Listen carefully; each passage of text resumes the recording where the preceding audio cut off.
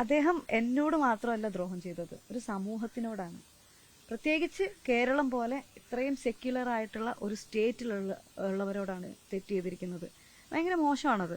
ഒരാളോടുള്ള വ്യക്തിവൈരാഗ്യം തീർക്കാൻ വേണ്ടി ഒരാൾക്കെതിരെ ഒന്നും കിട്ടാതിരിക്കുമ്പോൾ പേര് അൻസിബ ഹസനാണ്, എന്നാ പിന്നെ ഇങ്ങനെ ഇതങ്ങ് ഉപയോഗിച്ചേക്കാം എന്ന് കരുതിയിട്ട് തെറ്റായിട്ടുള്ള ഒരു മെസ്സേജാണ് സമൂഹത്തിന് കൊടുക്കുന്നത്. ഭാഗ്യവശാൽ കേരളത്തിലാണ് നമ്മളെല്ലാവരും ജീവിക്കുന്നത്. മലയാളികൾ എല്ലാവർക്കും കാര്യം മനസ്സിലായിട്ടുണ്ട്. അപ്പൊ എന്തായാലും ചെയ്തതിനോട് ഒരിക്കലും ന്യായീകരിക്കാൻ പറ്റൂല. അതിനുള്ള ശിക്ഷ അദ്ദേഹം അനുഭവിച്ചേ പറ്റുള്ളൂ. തീർച്ചയായിട്ടും ഞാൻ പരാതിയായിട്ട് മുന്നോട്ട് പോകും. അതിനുള്ളൊരു കാരണം കൂടെ ഉണ്ട്. ഞാൻ അമ്മയിൽ ഓൾറെഡി പരാതി അയച്ചിട്ടുണ്ടായിരുന്നു. അപ്പൊ പരാതി അയച്ചു കഴിഞ്ഞ് അവസാനം മീഡിയയുടെ പ്രഷർ കാരണമാണ് അമ്മയിൽ നിന്ന് പറയണത് കേൾക്കാം. അതിന്റെ മുന്നേ ഞാൻ പല പരാതികൾ കൊടുത്തിട്ടും ഈ കാര്യങ്ങളെല്ലാം പറഞ്ഞിട്ടും ആരും കേട്ടിട്ടില്ല. മീഡിയയുടെ പ്രഷർ കാരണം മാത്രമാണ് എന്നാ കേൾക്കാം എന്ന് പറഞ്ഞു. അപ്പൊ ഞാൻ പറഞ്ഞൊരു കാര്യം, ഇതേ കമ്മിറ്റി തന്നെ കേൾക്കാം എന്നാണ് പറയുന്നത്. അത് ഈ കമ്മിറ്റിയിൽ വിശ്വാസം ഇല്ലാത്തതുകൊണ്ട് അവിടുന്ന് റിസൈൻ ചെയ്ത് വന്ന ഒരാളാണ് ഞാൻ. റിസൈൻ ചെയ്തതിന് ശേഷമാണ് എനിക്ക് മീഡിയയിൽ ഇത് പറയാൻ പറ്റിയത്. അവിടെ ഇരുന്നുകൊണ്ട് എനിക്ക് പറയാൻ പറ്റില്ല. അപ്പൊ ഞാനിത് പറഞ്ഞു കഴിഞ്ഞതിന് ശേഷം ഇതേ കമ്മിറ്റിയുടെ മുമ്പാകെ ഞാൻ ഹാജരായി വീണ്ടും ഇതേപ്പറ്റി സംസാരിക്കണം എന്ന് പറഞ്ഞു കഴിഞ്ഞാല് എന്നെ പരിഹസിക്കുന്നതിന് തുല്യമല്ലേ അത്? എനിക്കൊരു നീതിയും തരാത്ത ഇതേ കമ്മിറ്റിയുടെ മുന്നിൽ പോയിരുന്നിട്ട് ഞാൻ എന്ത് പറയാനാ? അല്ലെങ്കിൽ അവരെന്ത് കേൾക്കാനാ? എനിക്ക് വേണ്ടി എന്തെങ്കിലും ന്യായത്തിന്റെ കൂടെ ഇരിക്കുകയോ? ഞാൻ ആരോപണം പറയുന്നത് ആർക്കെതിരെയാണ്?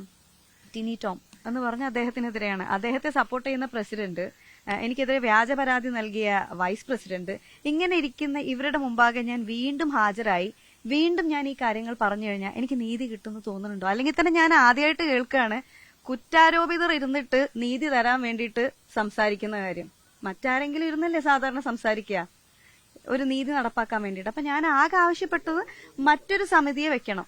അപ്പൊ ഞാൻ ആവശ്യപ്പെട്ടത്, എനിക്ക് എന്റെ മനസ്സിൽ വന്ന 3 പേരുകളായതുകൊണ്ട് മാലാ പാർവതി ചേച്ചിയുടെ പേരും രമേശ് പിഷാരടി ചേട്ടന്റെ പേരും ധ്യാൻ ചേട്ടന്റെ പേരും ഒക്കെ ഞാൻ പറഞ്ഞത്. അപ്പൊ ഞാൻ അയച്ച മെയിലിൽ കൃത്യമായിട്ട് ഞാൻ മെൻഷൻ ചെയ്തിട്ടുണ്ടായിരുന്നു, ഇനി ഇവർ അവൈലബിൾ അല്ല എന്നുണ്ടെങ്കിൽ ബയസ്ഡ് ആയിട്ട് തീരുമാനങ്ങൾ എടുക്കാത്ത ആളുകൾ വേറെ മെമ്പേഴ്സ് അമ്മയിലുണ്ടല്ലോ, അങ്ങനെയുള്ള ആരെങ്കിലും വെച്ചിട്ട് നിങ്ങളൊരു സമിതി ഉണ്ടാക്കൂ, എന്നിട്ട് അവരുടെ മുമ്പാകെ ഞാൻ ഹാജരായിട്ട് ഞാൻ സംസാരിക്കാമെന്ന്. പക്ഷെ ഇതുവരെ ഒരു റിപ്ലൈ പോലും എനിക്ക് ലഭിച്ചിട്ടില്ല. അപ്പൊ അതിൽ നിന്ന് ഞാൻ എന്താ മനസ്സിലാക്കേണ്ടത്?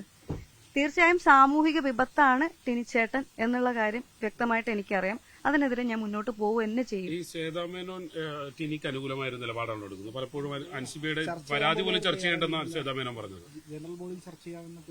അത് കേൾക്കുമ്പോൾ വിഷമാണ് തോന്നുന്നത്. കാരണം ഇത്രയും വലിയ ഇതിപ്പോ ഒന്ന് ആലോചിച്ച് നോക്കൂ. ഈ പ്രൊഡക്ഷൻ കൺട്രോളർ രാജീവ് കുടപ്പന എന്ന് പറയുന്ന അദ്ദേഹം വന്നിട്ട് അൻസിബ അങ്ങനെ പറഞ്ഞിട്ടില്ല, അദ്ദേഹത്തിന്റെ മകൻ കൈലാസ് വന്നിട്ട് പറഞ്ഞു അൻസിബ അങ്ങനെ പറഞ്ഞിട്ടില്ല എന്ന്. അവര് ഒരു സെക്കൻഡ് മാറ്റി പറഞ്ഞിരുന്നെങ്കിൽ രാജ്യദ്രോഹ കുറ്റത്തിന് ഞാൻ ജയിലിൽ കിടക്കേണ്ടി വരില്ലായിരുന്നു. അപ്പൊ അത് ഇവർക്കാർക്കും പ്രശ്നമുള്ള കാര്യമല്ലേ?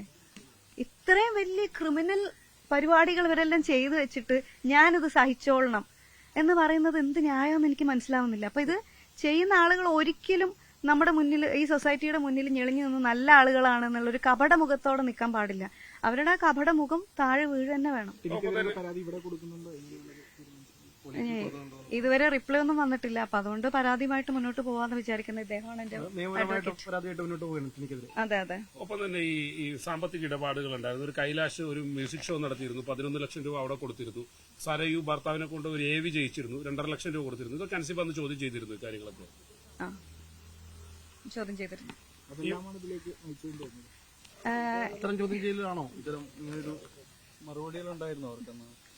ഇത് ആദ്യത്തെ ഇഷ്യൂ എന്ന് പറഞ്ഞാൽ ഇപ്പൊ ഞാനിപ്പോഴാണ് വാട്സപ്പ് ചാറ്റ് എടുത്ത് നോക്കിയത്.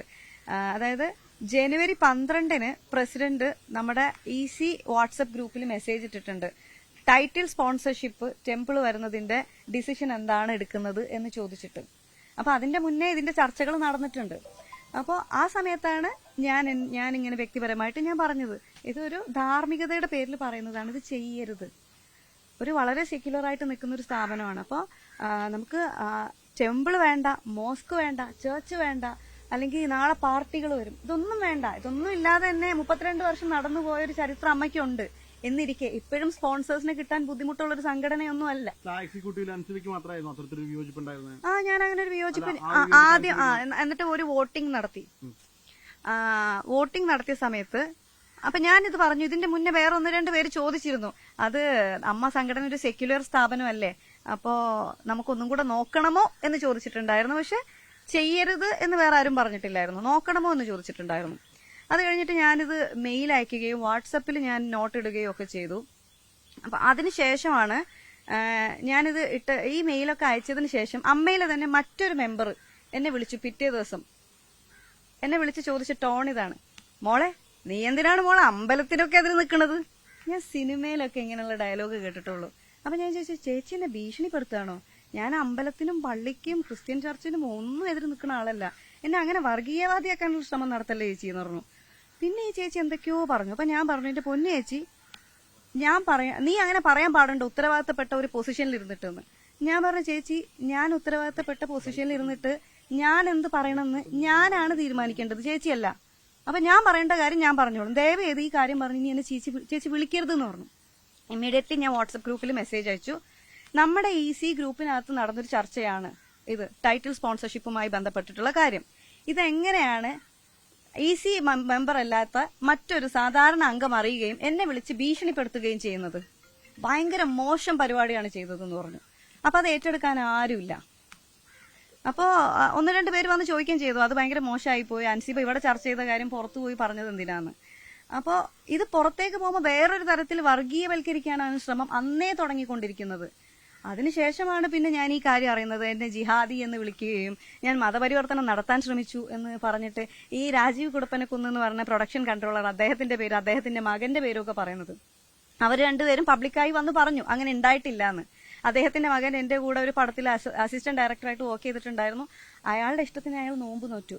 നമ്മുടെ ഈ ലോകത്ത് പല മതങ്ങളിലുള്ളവരും പല നോമ്പുകളും എടുക്കുന്നുണ്ട്. അത് ഇസ്ലാമിക പ്രകാരമുള്ള നോമ്പ് എടുക്കുന്നുണ്ട്, ക്രിസ്ത്യൻ ആചാരപ്രകാരമുള്ള നോമ്പ് എടുക്കുന്നവരുണ്ട്. ശബരിമലയ്ക്ക് പോകുന്ന എത്ര പേരുണ്ട്, അഹിന്ദുക്കളായിട്ടുള്ള എത്ര പേര് പോകുന്നുണ്ട്. അപ്പൊ അങ്ങനെ സെക്യുലർ ആയിട്ട് ജീവിക്കുന്ന ഒരു നാട്ടില് ഇങ്ങനെ ഒരു നോമ്പെടുത്തു എന്നുള്ളതിന്റെ പേരിൽ അങ്ങനെ പറയാൻ പാടുണ്ടോ? എനിക്ക് മനസ്സിലാവുന്നില്ല. അപ്പോ ഈ പ്രൊഡക്ഷൻ കൺട്രോളറും മകനും വന്നിട്ട് സത്യം പറഞ്ഞതുകൊണ്ട് മാത്രം രക്ഷപ്പെട്ടു നിൽക്കുന്ന ഒരാളാണ് ഞാൻ. അല്ലെങ്കിൽ എന്റെ അവസ്ഥ ഒന്ന് ആലോചിച്ച് നോക്കൂ നിങ്ങള്.